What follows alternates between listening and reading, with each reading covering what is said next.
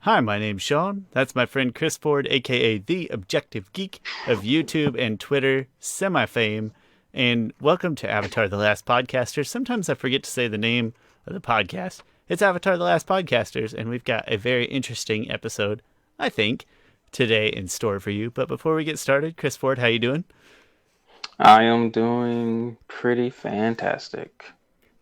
It feels weird we talk before the episode starts, so it feels weird to ask you how you're doing and then wonder if you'll repeat things or if you'll have new things that you've Uh, been holding out on me, like spoiler alert kind of stuff, or no, I don't know. What you playing?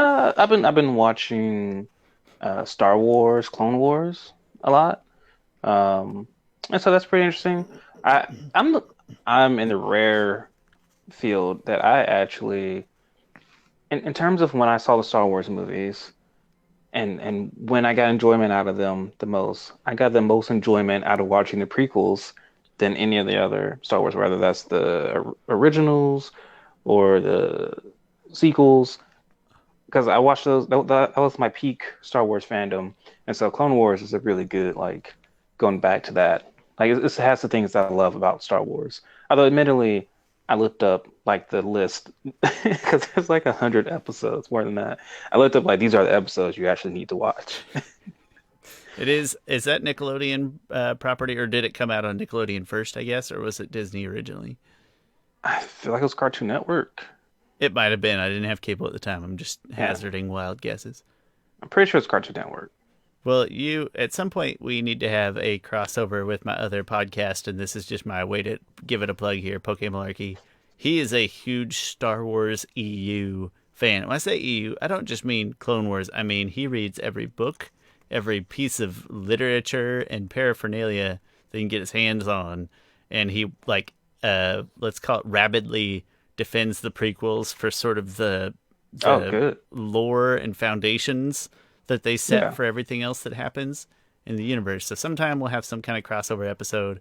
I treat the EU the same way that I treat the Avatar EU, which is I'm sure I would like it if I experienced it. I just haven't and probably won't. That's the Someday. thing about Star Wars. I'm like, why am I not like an avid Star Wars fan? Like it has the ingredients that I should be into, but for some reason I'm not a huge avid Star Wars fan, and I so I'm think part of it's just that there's like too much. Like if you're not it's a already in it, lot. it It is feels it's like a so ton to much. dive into. Where Avatar at least is kind of a palatable. Like there's this many comics, this many After I was episodes. like, listen, if I binge the show in a week and then binge the next show in a week, you got the gist of it. Star Wars is like, you got to sit down for a while, watch. What order should I watch it in? Should I watch it? Should second time I watch in a different order?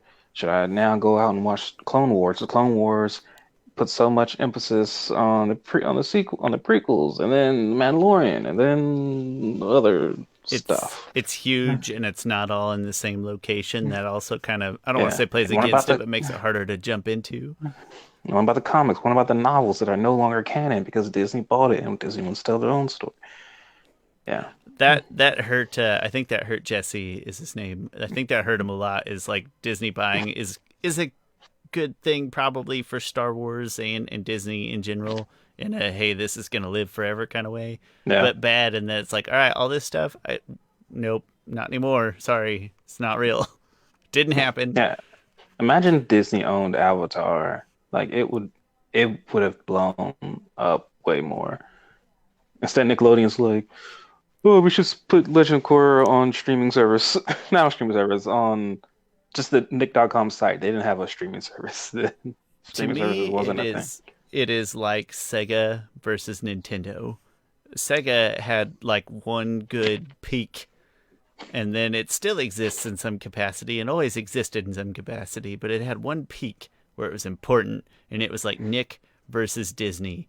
But for the rest of time and all of history, I mean, Nintendo are is yeah, I mean, are we saying it's it's hard? It's a hard compare because there's you're comparing. If you compare the Disney Channel to Nickelodeon Channel, I'm taking Nickelodeon oh Channel yeah all yeah no day. I'm talking larger Okay, the larger, but not all of Viacom. I see what you're getting at there. It's kind of an unfair comparison to grab all of yeah, Disney versus just Nickelodeon. That is a little weird. But then again, and, but that's Nintendo versus Sega too. Like Nintendo is this whole universe of goods and things, and then Sega is just this. They make good arcade cabinets, and one time had a nice console. So maybe it is a good comparison. Actually, I don't know. I might stand by It'll it. be really interesting in whatever alternate universe that the Sega Dreamcast went on to have a second console. It was ahead of its time. I think that the Sega Dreamcast, with more time and more patience, would have at least matched GameCube and potentially scratched Xbox sales with a little time. Not the PS2, that thing was crazy, but it could have competed just fine. But it just timed out bad, and they made some dumb decisions. And I would love to talk all day about that, but I don't want to interrupt this delightful episode. I'm very excited about this episode, and I could talk all day about the Sega Dreamcast and Sega's problems. The Saturn in a different world. The Saturn in a different world. Oh my gosh, the Saturn could have been the a Sega very Channel special thing. The Sega Channel was ahead of its time. That was on the Sega Genesis, astounding. And then I Like, believe it was before. Like honestly, look at how Microsoft, they have their platform. Xbox Live or PlayStation whatever has it is. theirs. Yeah, even Nintendo has, their like Nintendo Online, whatever thing, where you can go and play Super Nintendo games. That was the Sega Channel, like 25 years ago or 20 years ago. That's crazy. I don't know. I think Sega did it first, and then Nintendo had their Nintendo channel. I forget what it was called. I think Sega's was first. I think Sega's lasted a little longer. I'm not positive. But some of Sega's, the real thing with Sega is it's the console wars is like, it's a documentary series now. It was a book before, and it's all fine. Like, go watch it if you want. Don't if you don't. You're not missing a ton. But people forget that Sega's arcades. You walk into arcades now, and all of the old existing or like the retro stuff is mostly like old crazy good Sega racing games and fighting games and light gun games. Like, the arcades were made of Sega stuff at one point in time. So I bet the Sega was like, arcades are never gonna die. We're going to. People are always going to want to hang out together in enclosed spaces, even up to 2020, and they're just going to love being in public and touching everything. Crazy. The evolution of video games is crazy, right? It went from arcades, like people physically coming to this one place to congregate, then at houses, and pods of those people come to those houses to congregate and play, and now just like everybody has their own place. We just play online. No one comes together. And I don't even play online because I'm a stubborn old bastard. No, I kind of missed arcades living where I lived, and like the time I missed most of that. I will say I'm very proud of myself. The other day I got online unplanned. I played an online game. I played Borderlands with a friend. It was totally unplanned, and I was so proud. I was like, this is the joy that modern gamers feel when they get online and they see somebody and they go play a game with them because it's what they already had in. They're playing at the same time. It was very like, I get why people like that feeling. I don't get why people just go play competitive online stuff with other strangers, but that's because I'm bad at games. So that's a different. That's true, Shawn, yeah. Yeah, it is. It's you know what? I've come to terms with it. But long story short, hey, someday we'll talk for literal hours about the Dreamcast. Some other day we'll talk for literal hours about Star Wars. I'll listen. You and Jesse can talk. Today I want to talk for literal hour or less, whatever, about our favorite Team Avatar episodes. The first special episode in years that I have understood what Chris expected of me and did it the right way. We each went for Team Avatar, because all the time we'll be watching an episode or reviewing an episode, and Chris will say something like, this is a great Toph episode or a great Sokka. I'll be like, yeah, it is, in classic John Mulaney fashion. And so we decided, at Chris's idea, I believe, it wasn't mine, Chris's or fans, I guess, was to take every member of Team Avatar and pick out what we felt was the best single episode from Team Avatar. So just ATLA, not Legend of Korra, and just the 5 key members of Team Avatar. So I do have a couple of notes at the end, other fun characters we should at least poke a stick at. All right, yeah, let's get started. Okay. What character do you want to start with? Do you have a list there? Oh, I kind of went Sokka in order that they appeared. Not quite, though, so whatever. Start with Sokka. Whatever. I'll go ahead and go first. Okay. So my favorite Sokka centric episode really isn't, and sometimes some of these picks there aren't like so much centered on Sokka. Like one of the Sokka's centric episodes is like um, Sokka's Master. I mean, it has Sokka in the name, but that's not my pick. This pick, I think, really um, displays and showcases Sokka's growth as a warrior, as a leader, and that is the Day of Black Sun, parts 1 and 2. They're one episode. I think this episode does a really good job. One thing in part one really shows Sokka's insecurities, right? And Sokka is one of the most insecure characters on the show. I mean, his insecurities early on in the show really drove a lot of his sexism That hits me towards hard, bro. I feel you, Sokka. towards Katara, towards the Kyoshi warriors, um, his feeling of uselessness compared to all the other members of Team Avatar. But yeah, but he grew and grew throughout the series, and I think in Day of Black Sun, he really did a great job just taking command, taking over his father. Like I feel like it was literally him overshadowing his father, becoming his father, becoming the man his father knew he could be, and leading the battle in Day of Black Sun. And even though it doesn't go well for them, Sokka still learns a lot from it. Um, he still, holds on to that, even though he feels very responsible for it, which is why he goes after to save his dad and at the Boiling Rock. But I really love Sokka's growth in that episode. So I did something that you didn't tell me to do, just an elected decision I made. I did tell myself no finales because I made it through my list the first time and like four characters like, well, that's a finale episode. That's a finale episode. So I cut those out. You didn't tell me to, and I didn't have to. It just felt right. So I liked Day of Black Sun. I had that as an honorable mention. I liked Avatar Day. That was an honorable mention for kind of classic Sokka goofy, maybe not his most intelligent appearance, but I liked Avatar Day. I did go with Sokka's Master. I think character development wise, that was a very important episode for how much I like Sokka and why I like Sokka and connect with him so well. So cliche, but I did do Sokka's Master. And I really just like Piandao as well. But Avatar Day, let's give a nod to that. That is some funny Sokka goodness in that That episode. is some absolute great Sokka. Yeah. That's some great Sokka humor there. It is not Sokka intelligence, just Sokka comedy. So, Yeah. okay. Next And one I did Katara was my second one. I'll lead this one off if you don't care. yep. And then this one was really easy. I did the Waterbending Master. I didn't think too hard about it. I did. Yeah. Gosh, I didn't write the title down of the one where she wants to take revenge for her mom. What is that one called? I didn't write that one down. The Southern Raiders. The Southern Raiders, the Painted Lady, the Puppet Master. She was the hardest to decide, in my She opinion. honestly has, I think, the most character centric episodes that are just so. like fully focused on Katara.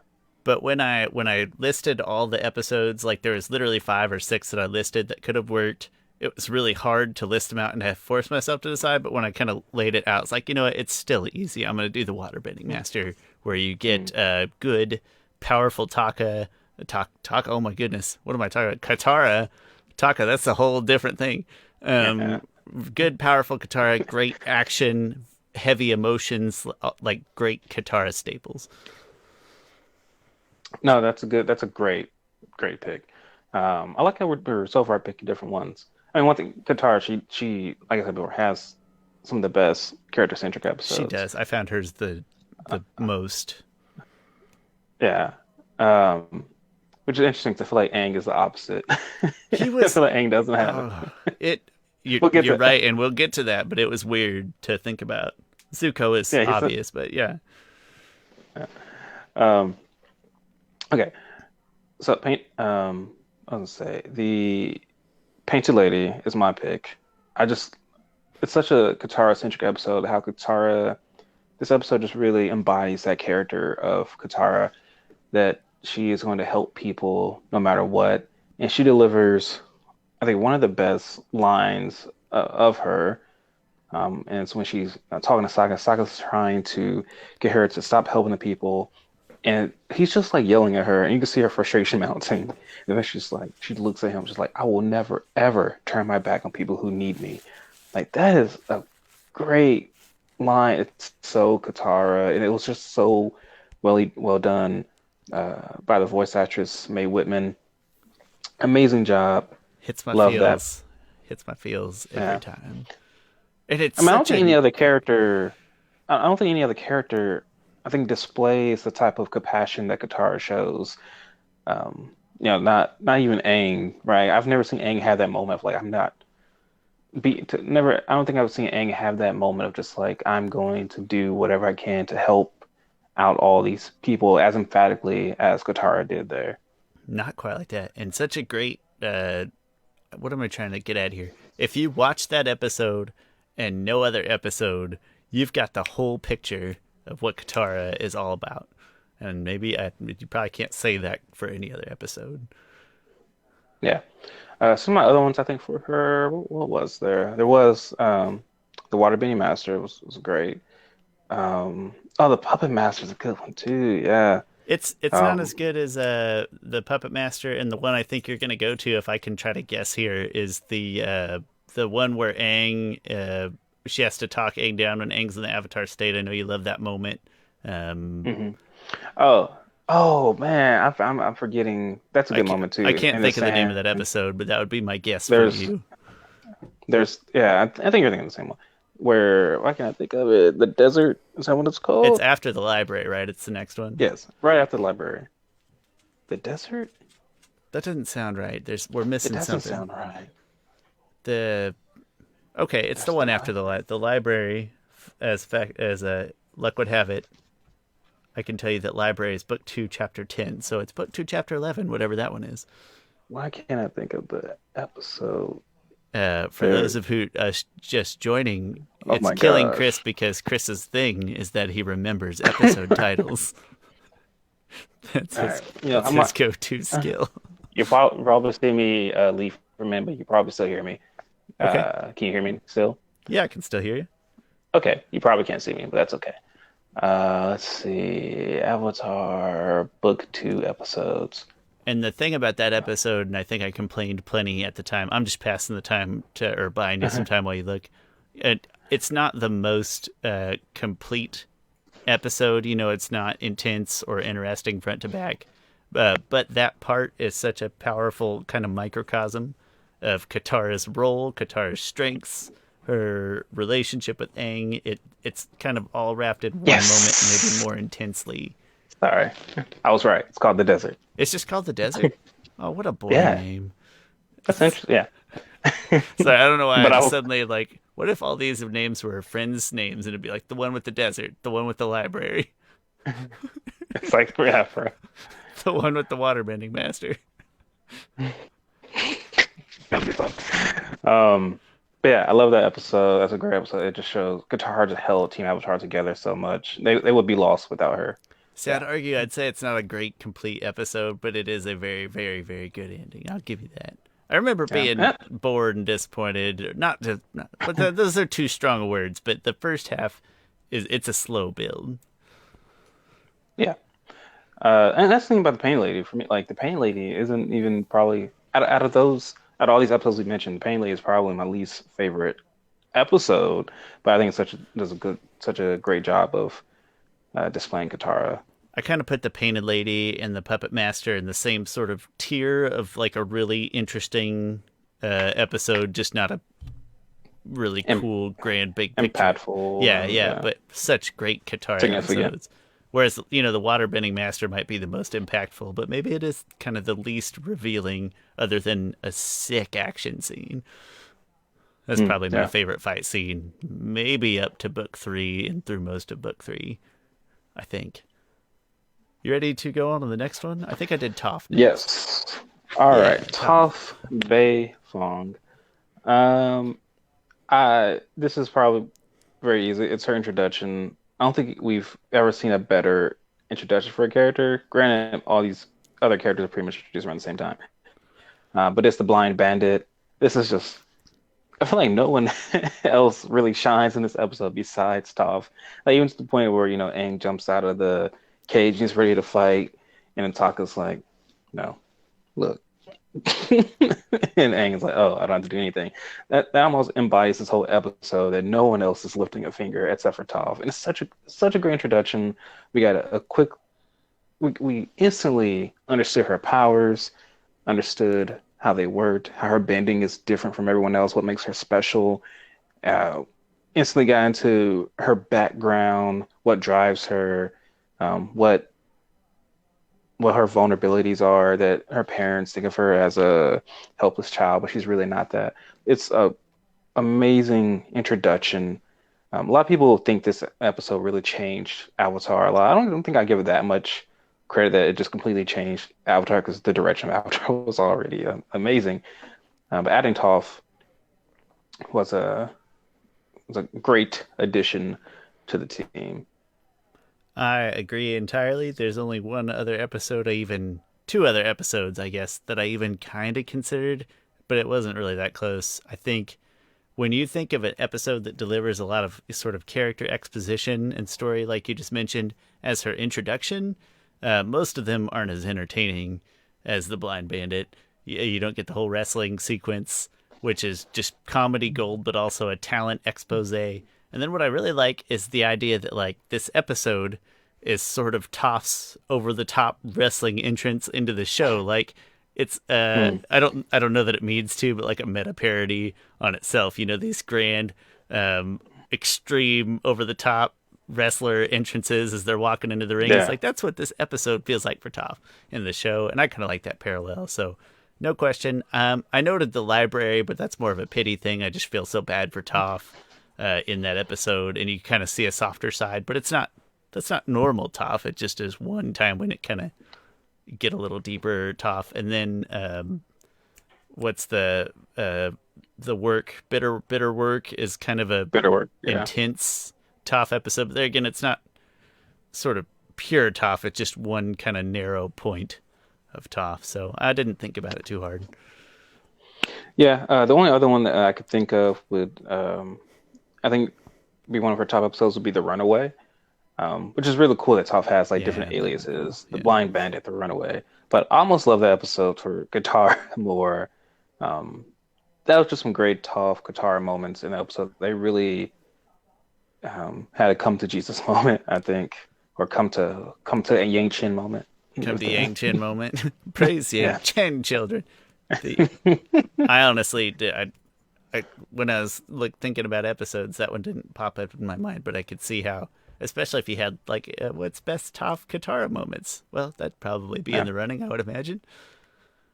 Yeah, she really. The one thing about the episode that I think really works is she really opened herself up to Sokka in that episode. And I mean, granted, it was, which also made Katara look really good because she was like, Katara's like, she loves me, she cares about me more than my own parents care about me, and the real me. Like, she really opens up in the episode. That's what really makes the episode a good Toph episode for me. Still, The Blind Bandit is fantastic. I'm glad you mentioned that other episode though. I'd kind of I didn't even consider it, so glad you brought it up. So I listed Zuko next, but I'm starting to think that was a mistake, and maybe we should do Zuko last. Do you want to do Aang next and Zuko last because he's got more Sure. interesting material? No offense, Aang, but it's true. I don't know what else to say. I'll kick this one off since you did the last one. It was still tough because we're talking about Aang here, but I picked Lake Laogai. I think you get good Aang range. In ability, action, you get a nice Aang scope. So keeping in mind, again, I tried to keep myself away from finales because I could have filled up the whole paper. Lake Laogai was my pick just for the full at peak emotion, peak action and ability, inventiveness. You kind of get it all in here. So maybe no particular standout things other than it's a good Aang microcosm. Yeah. Yeah, that was a weird thing. Like, it's weird to think that Aang had the least centric episode. It's the whole Like, show's about him, so he doesn't need episodes, I guess. yeah, maybe that's what it is. I And maybe don't know. maybe that's good writing, right? It's like good writers know how to really display their side. No, I won't call that's disrespectful to call other members who have side characters But Aang is clearly the one where it's all about. He is the main character. We're not. Hmm. I'm not gonna try and finagle Aang out of being the main character. Yeah. You can maybe make an argument that Zuko is, but he's not. He's an antagonist the first season. He's pretty much lost the second season, and he is a help. Aang is the main character. Details, but it's like Zuko is a main character and Aang is the main character. Is all. Yeah. Is what it, semantics. Okay, so my pick would be the Guru, and I think Aang goes. This is probably one of the most character-centric Aang moments because I feel like all of Aang's anxieties, fears, worries, everything is put on display in this episode, and it's done in such a beautiful, masterful way. That's a real life practice that people do. We really get to get inside of Aang's head here. What are the things that drives him? And then one of my favorite moments of the whole entire show, the episode when the Guru Patik is telling Aang, I think he's talking about whatever someone's blocked by grief, and he talks about like, yes, you've suffered a lot, like the Airbenders loved you, but their love is not gone. Like it's just transformed into new love, and shows Katara and Aang cries. It's like Aang really took. That's therapy right there. A main character is going to therapy, working through their problems to align themselves better to save the world. I always It tell would be people really you're not supposed to like going to therapy at first. At least you're just supposed to feel better afterwards. That's all. At first, I never been to therapy before. I haven't either, but Oh, very okay. very intimate circle of folks who have, and it's kind of the same idea. In a Yeah, that weird first time you're dreading it, but you feel better when you come out. in a weird way, I would love to go to therapy, but I'm like, I don't think I need therapy. I'm pretty great. That sounds very braggadocious. I don't mean that. I mean, I've Well, always been pretty. I think you're a great person. I think what you're also trying to say is that you're like a what am I? Great life. Life is great and whatnot Yeah. in the moment, at least, or in the personal sphere, right? But I highly support people going to therapy. Absolutely. Therapy, I feel like, but I would like to go to therapy only because I like to know things about myself. Like I like taking those quizzes of, uh, of just random quizzes. Like, oh yeah, they got this right about me. I'm assuming that someday I will need therapy if Heather and I ever have children, and then they act like me, and I'll be like, "Why are my children like this?" And I'll go to therapy, and he'll be like, "It's because of this." I'll be like, Because because of you, yeah. And I'll be like, you know what? That explains a lot. Thank you. I feel better. honestly, I probably could have used therapy growing up. I remember being mad sometimes as a teenager. Not mad. I've always been fairly balanced. I remember Oh, but like that's if just someone, teenager feelings. well, like if someone like rode my bike and I love my bike, I would like punch them hard. Like I remember this little kid who's probably 5 years younger than me. Now he didn't play in the NFL, but he played in for Arkansas. He was a safety for football. And And, like you didn't know that at the time, though. That's but he got on my bike and he rode it. I remember I got mad and I punched him hard and he started tearing up and I don't think I felt that much remorse for it. Probably because people knew like I didn't like people being on my bike. But it's just a weird thing though. I'm like I'm not that. And then I think the reason why I was angry is that because my dad told me like no one is riding your bike. That's why. That's why now I'm doing therapy on myself. That's why I was this because is I great. thought I would get in This trouble. is great exploration. You it's partially like personal feelings that you had for your bike, but then maybe a larger part due to like obligation toward your dad. Like I had this great Yeah. bike. Thanks, Dad. I'm not gonna let you down. I will punch a small No, child. Get you more off so my because I bike. knew if something happened to my bike, he mean my dad would punish me for it. Yeah. And If I don't punch this kid, I'm gonna get spanked. yeah. I get it. Oh, I No, wish it was a spanking. see, this is every bit as good as therapy. If you need to let out a This is tear, Avatar: The Last Podcasters is the place to do it. Every time I do an episode of Poke Malarkey, I think it's amazing that these two animated television shows from roughly the same era could be impossibly different. Because there's no emotion or depth in Pokemon. I don't know. Pokemon the movie, I cried in the theater when I was a kid watching that. I We think I was haven't got probably there. like, We haven't got there yet, and I've not oh, seen it okay. since probably Oh, okay.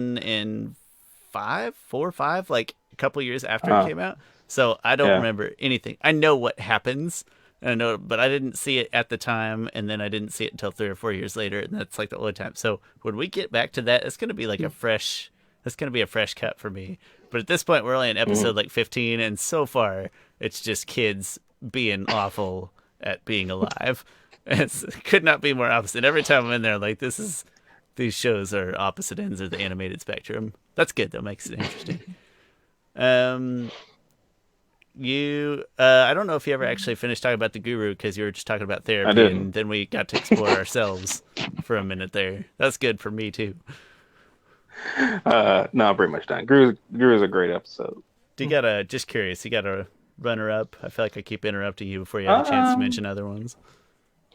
Other things I was thinking about the finale Okay. because I think, but I didn't go with that. Not because of any rule, but I don't know. Finales, like you said, I didn't purposely do this, but finales don't seem like that's the time to have a centric moment for, Yeah. for characters. Like it's so all encompassing. Like you could Um, literally pick the finale of the series for every character. Just be like these 5 episodes. Like okay, that yeah, fine. I did want to say yeah. then. So you picked the Guru that was second on my list, and that's a great one. And then I said just honorable mention, I guess, the Southern Air Temple. So episode 3. Just Mm, because that's another one where you kind of get both sides and get all this hopeful, wishful thinking and sort of youthful innocence, and then this really painful, harsh reality that sets kind of everything else in motion. And so that was another one I want to note. It's really not Aang in a nutshell, but sort of what drives Aang, at least. So I did want to mention that one too. yeah. Almost went with the storm just to get his flashback. But I feel like Aang's was so much overshadowed by Zuko's Yeah. Is that a segue? backstory. Is that a segue? Sure. Segue away. I think you should lead this one off, though. All right. Zuko, who has the best character development of any character, almost went with a couple different things. Almost went with the um, the old masters because his reunion with Iroh. Gosh, I got to get my tissues out Um, again, man. You get me all. First, you're talking about therapy, and then all these sad and then episodes. almost went with the storm because, like I said, it's such everything in that episode informs the character of Zuko. It's so good. West Western Air Temple is also a good Oh yeah, I didn't even centric consider that episode. one. Um, But you have that great kind of fighting for forgiveness moments in there. I didn't even think about that one.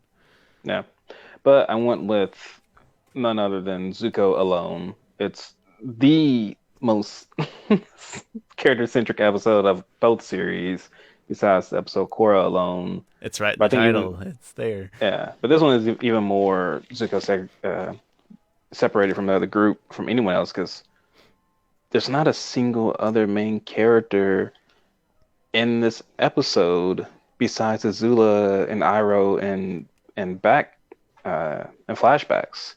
And so for a main character to carry an episode all by themselves is really astonishing. And is a real testament to just how great of a character Zuko is. This is like one of those old westerns, and so it really kind of takes Avatar's story and flips on its head. And it was directed so well. Tori's story told so well. That story could be told just by itself, right? And you can show that to anybody and be like, oh yeah, that's a good story. You can tell this person has some weight on them, on their shoulders. Like the lone person comes into town and takes on the bully. Like that is classic storytelling. Nezuko dealing with the thing is the story doesn't end. The episode doesn't end with any type of resolution. Zuko's still alone. he he's completely alone. That's got an He old is western vibe to it too, though. Like you yeah, kind of won this battle, but you're still in the middle of the war or what have you. It still yeah, has that same vibe. yeah. he he can't be in the Earth Kingdom because they hate him. He can't be in the Fire Nation because he's been dishonored. He just is walking this journey so alone. He has no idea what he's going to do. Even after he sticks up, remembers himself and his mother. He remembers his mother's last words to him before she left was, "Remember who you are." He remembered who he was, and that's who he was at that moment wasn't enough for the world, and it ends in a disheartening fashion. And again, I don't blame those people who told Zuko to get going because How else is he hey, supposed to react? He's supposed to hug him or like what? What do you? he is the son of the Fire Lord who's waging a war on the world, and in that war, your son is probably died from. And he's, touting is like, I am in that moment where great moment. He's like, I am the son of Earth's son, Fire Lord, so Ozai. And then like of course people are gonna be afraid of him. He just like proudly wore his Fire Nation badge on the sleeve. But So realistically, I would have picked Zuko alone. It's the right answer. I presumed that you would pick it and that it was the right answer. So we're both in agreement there. But just for the sake of saying something different and talking about a different episode, the storm. I don't like the storm quite as much. It never hooks me quite as much. I didn't think of the Western Air Temple, but that is a great one to get the like I said that kind of fight for forgiveness is a really weird dynamic that I dig. So then I just wanted to bring up the Blue Spirit as like kind of a classic like mm, old Zuko pre metamorphosed Zuko, but still like the like a hint like foreshadowing at what yeah. Zuko could be, and then you also get lots of willpower driven skills that he's acquired in there, so lots of skill and ability going against the grain. So lots of little things that yeah, I know it's no Zuko alone. I just wanted to say something slightly different. I'm not gonna disagree. I wrote it down that way too. I was like, listen, I know what the right answer is. I just gotta say something different. So Zuko alone, probably the most character centric, important episode that you could think of in ATLA, Yeah. I would imagine. Um, Last but not least, just for fun, off the top of your head, I thought it'd be fun to talk about some of the non-team Avatar or Avatar adjacent. Do you have a Oh, so favorite? you're doing Suki a disservice. I always add Suki into my Team Avatar discussions because she is a member of Team Avatar. Did you say But Suki? Because I added her on my piece of paper for my bonus material, but I didn't add her realistic. Like really, really. it was in the message I sent you. Was it really? Oh, my bad. Okay, go ahead. Yeah, Hit me with no, it's Suki. fine. I knew I'd screw something Um, up. Classic, no, it's fine. classic Shannon. You only screw this up. I can't do math right now. Not as much as the previous ones I've screwed up. That's for sure. I can't even remember what the last was. The Uh, last one, the NBA players, and I don't remember what I said. yeah. Favorite Suki moment, Suki episode. It would also be the introduction. While her introduction isn't as strong as Toph's introduction, Kyoshi Warriors is still a great introduction to the character of Suki. Um, I almost want to go with the Serpent's Pass. Hmm. No, I'm changing it to Serpent's Pass. Yep. I Um, did I did Serpent's Pass, and I think the reason it was hard is because I don't like that episode, but I do like what it. Not it's fine. I don't have anything against it. I like what it does for Suki. It was just kind of hard to pick. It's like it's not my favorite episode, so I did go with the Serpent's Pass, and then I also noted Appa's Lost Days because it's kind of interesting to see what she was up to. Like hey, she's still. I know we don't see her, but she's still on the forefront. Kind of waging her own battles over here, and I don't know. This is a weird moment that I really enjoyed seeing her. Was that like two episodes after the Serpent's Pass? Too. oh, another good one, The Boiling Rock. I think she was amazing in The Boiling Rock. That would have been a good one. Yeah. Like her going, one thing, her kidnapping the warden was a great moment. Her just like walking, running on people's heads, doing the gymnastics, parkour up there.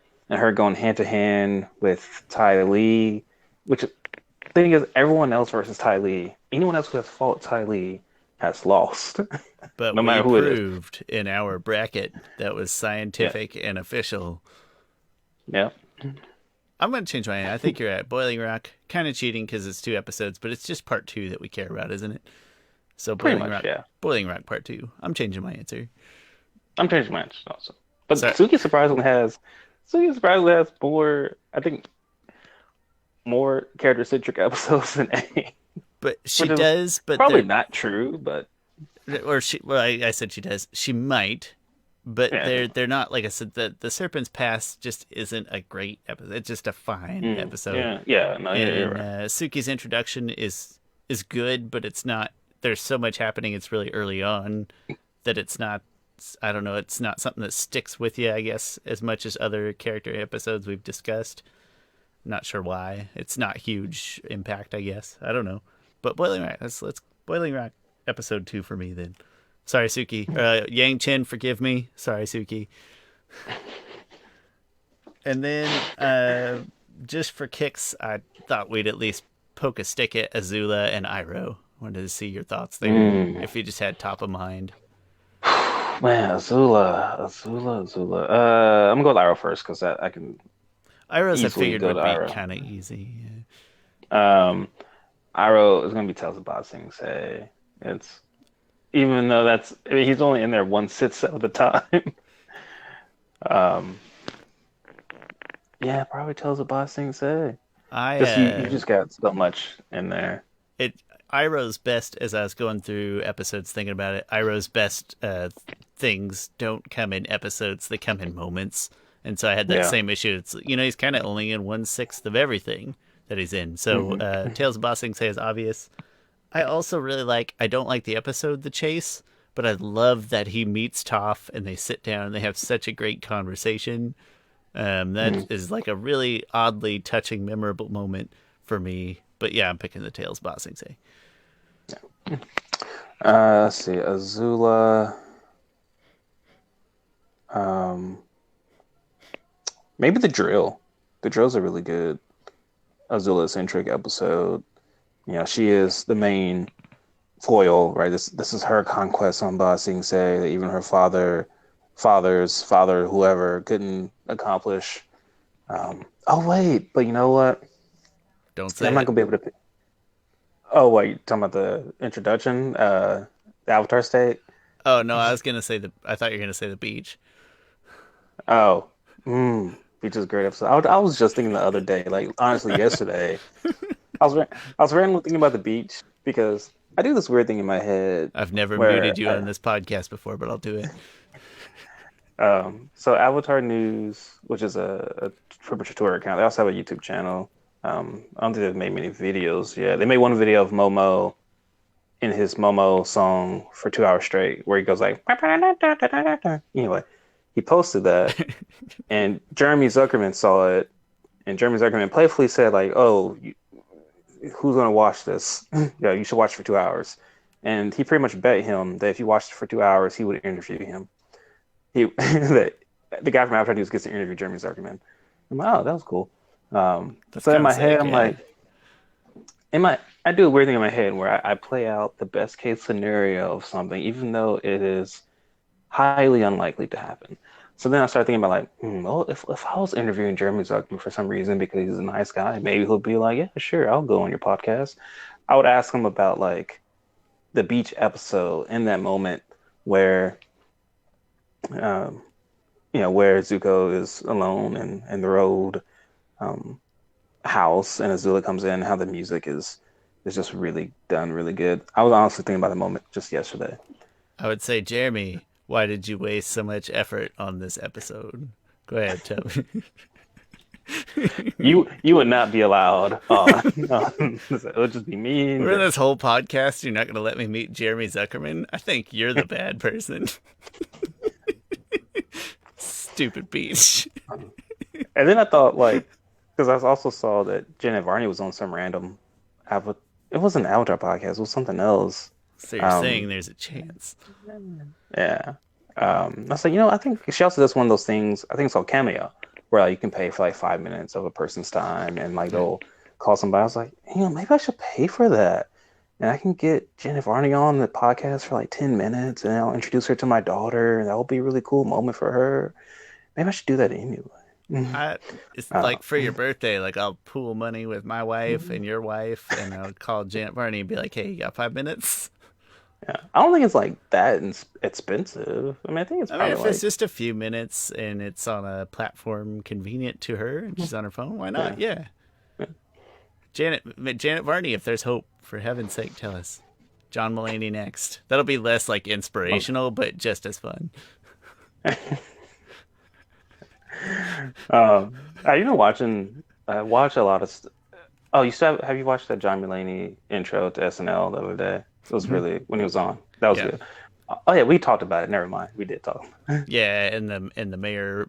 I think the mayor's speech part is what inspired it. Yeah. I watched. I went on a string of John Mulaney SNL stuff. He's been on Seth Meyers recently, as like himself, just talking to Seth Meyers. But it's weird, but it's funny. Just talking about random stuff. I almost never watch Seth Meyers because Seth himself kind of bothers me a little bit. Not that he's not good, I just don't care for him. But I would watch anything with John Mulaney in it, probably. So to get a little political here, that we do, he somewhat blames himself for Trump because at like a White House Correspondents' Dinner, it was at like an Obama one, and he was for some reason Trump was there. Don't know why. Because money. Yeah. But Seth Meyers was telling jokes. It was like people, Trump apparently is running for president, which is funny because people don't know. Wait, I'm sorry, I'm not gonna mess up a joke. He's like, it's funny because people didn't know what he was running as. People didn't know if he was running as a Democrat or running as a Republican. And here, I thought he was running as a joke.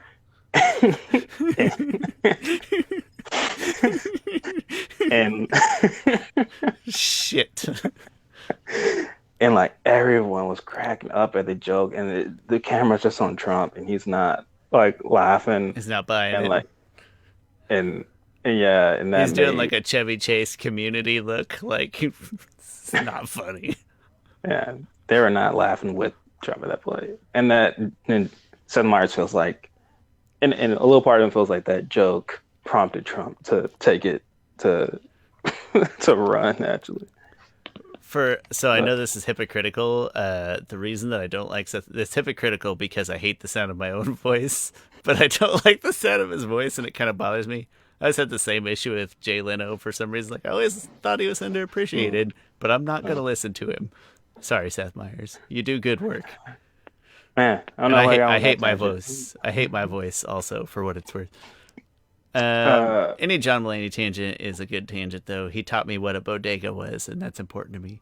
I don't remember how we got here. We were talking about Azula and the drill, and something about Jeremy Zuckerman and how you weren't going to let me meet Jeremy Zuckerman. Yeah. And then talked about Janet Varney. That hurts me a little bit. I probably won't sleep tonight thinking about that. My Azula episode, I didn't think about the drill. That would be a good one. I'm not very happy with my decision, but I wrote it down. I had to say it. The Awakening, because I love the manipulative, manipulative pick. So in hindsight, I wish I would have looked at the drill a little harder, or maybe just dug a little deeper. But top of mind, I love her manipulativeness and how smart she is. Not just lightning bending Azula, but crafty, evil Azula. The Awakening, when essentially she gives Zuko the quote-unquote credit for killing the Avatar because I think she secretly knows that he's not dead. Yeah. Does she know? Do you think she knows? She's not sure. She's just hedging her bets. Just playing the odds. Okay. And then last question, real quick. A non-main character. So anybody that's not a regular occurrence in the series. Give me your favorite. And this is just my excuse to talk about the hippies in the Cave of Two Lovers. I love those guys. I'm going to go with John Jong and the Deserter. Oh, yeah, that's solid. Oh, I didn't even... That's really deep. Of course, you'd have a deep, good answer. I just had to bring up the hippies and the KO2 lovers. Like, that's character centric. It's just not a character that we ever care about ever again. But well, hey, All right, that's gotta go. Baby's crying. yeah. You go ahead and get out, and I'll do our little exit piece here. Chris, it's great to talk to you. I'll post this tonight, and yeah, thanks a lot, man. Great episode All idea. right, I really enjoyed it. I'll see you later. later. As for the rest of you Avatar Last Podcast fans, Chris obviously got to go take care of the new baby, doing a snooze, but don't forget to check us out we're on Facebook, Instagram, Twitter. You know, honestly, we're not the most responsive on those, but we are on there and we do check that stuff. And it's at last_podcasters or facebook.com/Avatar The Last Podcasters. And don't forget to check out the rest of the good stuff on Chris's channel. Lots of good videos, and once he gets settled into his new home, we anticipate him kind of getting back into the swing, maybe early 2021, of making some of his classic great videos. In the meantime, my name's Shawn Shaler. Thank you so much for watching, hanging out with us today. We appreciate it, and we'll be back next week. Take care.